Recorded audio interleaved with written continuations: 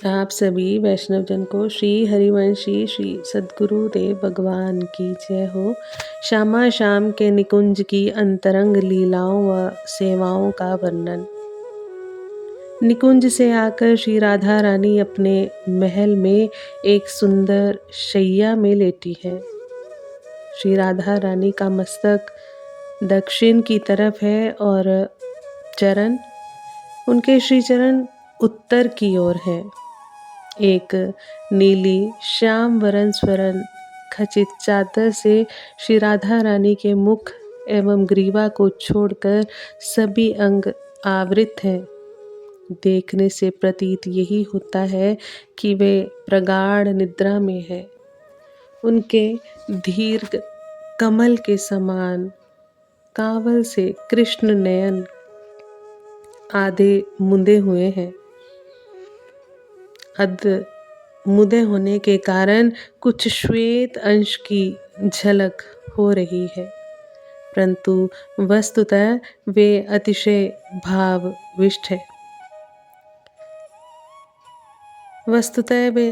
भावाविष्ट है परंतु जागृत है।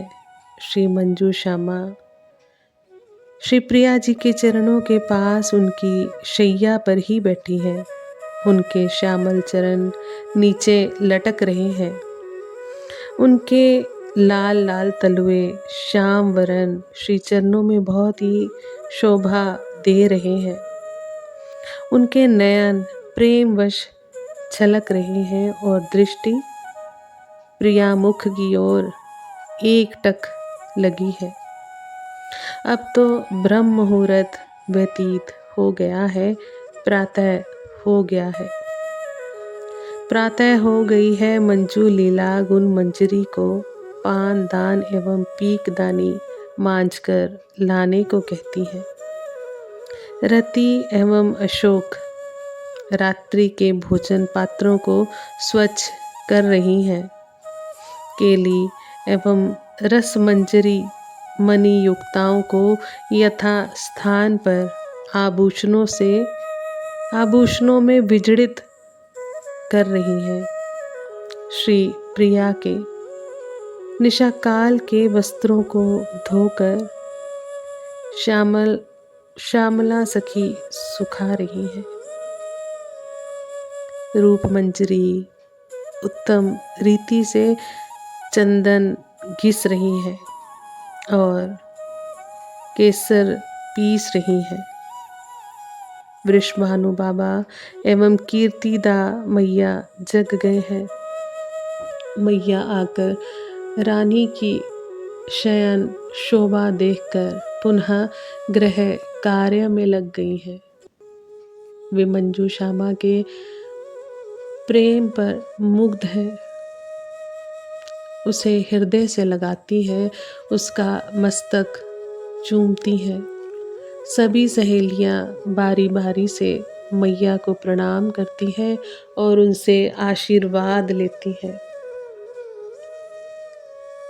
ललिता को बुलाकर मैया श्री राधा रानी को उठाने का संकेत करती है, जिससे समय पर नंदरानी के बुलाने पर पाक रचनार्य पे वे जा सके। ललिता मैया को उनके महल तक छोड़ने जाती है। स्नान के लिए स्नान गृह में मंजू लीला सखी एक स्वर्ण पीठिका रख देती है। गुण मंजरी सुगंधित मंजन दांत मांजने के लिए रख देती है और अब जल की झारी लेकर जल प्रदान करने के लिए मंजरी खड़ी हो जाती है। अब तो सुगंधा सखी अपनी सहचरी नलिनी के साथ आ गई। वे अपने साथ ही उबटन बना करके लेकर आई हैं। मंजू लीला उन्हें चंदन अगरू केसर और कुमकुम का संभाग में मिश्रण प्रदान करती है। मंजुलीला सुगंधा से अतिशय प्रेम पूर्वक मिलती है और गले लगाकर उन्हें एकांत में ले जाकर अति उत्कृष्ट एवं परम सौम्य उत्कृष्ट सुगंधित तेल प्रदान करती है और बार बार उनको समझाती है कि श्री राधा रानी के परम सुकुमार अंगों में तेल मर्दन करते समय तनिक भी बल का प्रयोग ना करें। उनके श्रीअंगों का उबटन से सम्मार्जन भी अति सुकोमल संस्पर्श से करें। सुगंधा सखी मंजुलीला सखी का निर्देश सुनकर मुस्कुराने लगती है। मंजुलीला सखी उनके मुस्कुराने का कारण पूछती है तो वह उनके गले से लिपट जाती है और हंसकर कहती है, इन सभी कार्यों की शिक्षा मुझे परंपरा से मिली है, वह अन्यत्र से भला कैसे मिलेगी। उसके परिवार ने श्री राधा रानी, माता कीर्तिदा, जब माता कीर्तिदा नई नवेली विवाह करके आई थी तभी से उन सब की मर्दन एवं उपटन सेवा की है उन्होंने।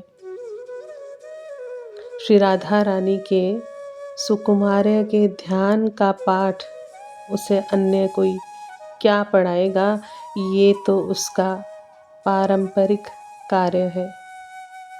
सुगंधा सखी की बात सुनकर मंजुलीला लज्जा जाती है। महाभाव दीनमणि श्री राधा बाबा जी के चरित्र के प्रथम खंड से। बहुत ही सुंदर प्रसंग। हम नेत्रों को बंद करके बार बार इस लीला को श्रवण करें और चिंतन करने का गुरु कृपा से प्रयास करें। आप सभी वैष्णवजन को श्री हरिवंशी श्री सद्गुरुदेव भगवान की जय हो। जय जय श्री हरिवंश।